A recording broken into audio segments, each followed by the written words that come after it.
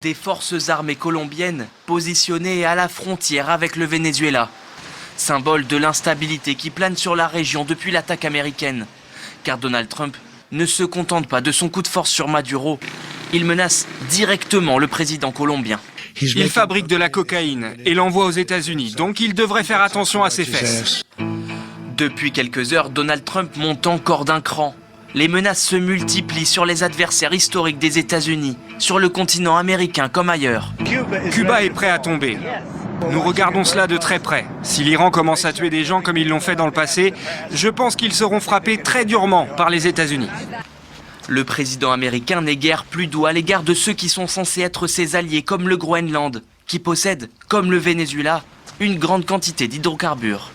Nous avons besoin du Groenland du point de vue de la sécurité nationale. Et le Danemark ne sera pas en mesure de s'en occuper. Plus tôt hier, un montage photo publié par une ancienne membre du gouvernement américain montrait le drapeau des États-Unis flotter sur le Groenland, assorti d'une mention « Bientôt ».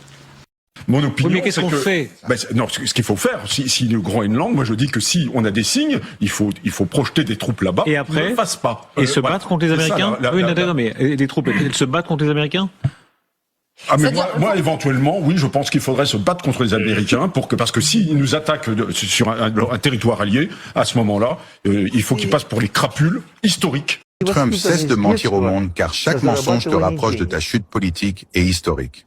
Tu affirmes avoir détruit les systèmes de défense russes au Venezuela. C'est une falsification grossière. Ces armes n'ont jamais été neutralisées par la force américaine.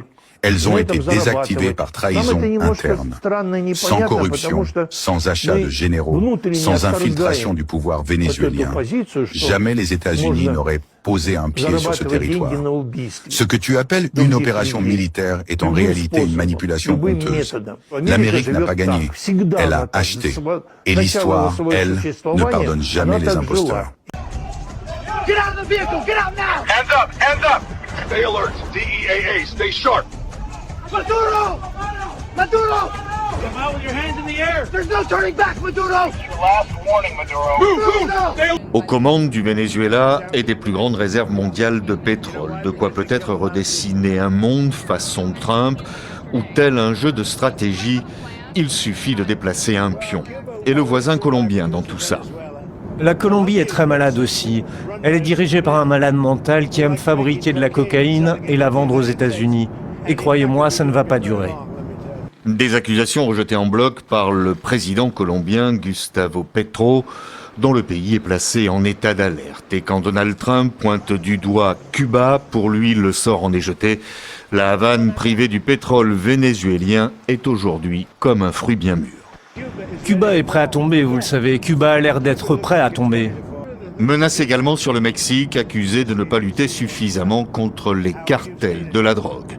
Ressurgit aussi la question du Groenland, relancée notamment ce week-end après la publication dans l'entourage de Donald Trump de cette carte promettant que le drapeau américain flottera bientôt sur cette partie du Danemark. L'occasion de fixer une date, ce sera d'ici 2 mois, affirme le chef de la Maison-Blanche.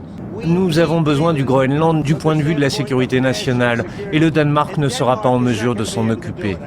Absurde, réagit la première ministre danoise, rappelant au passage que le Danemark est membre de l'OTAN et bénéficie à ce titre de la garantie de sécurité de l'Alliance. Et puis au moment où les manifestations se durcissent en Iran contre le régime des Mollahs, Donald Trump menace de frapper à nouveau, avec en filigrane ce message après Nicolás Maduro, plus aucun dirigeant hostile à Washington n'est désormais à l'abri.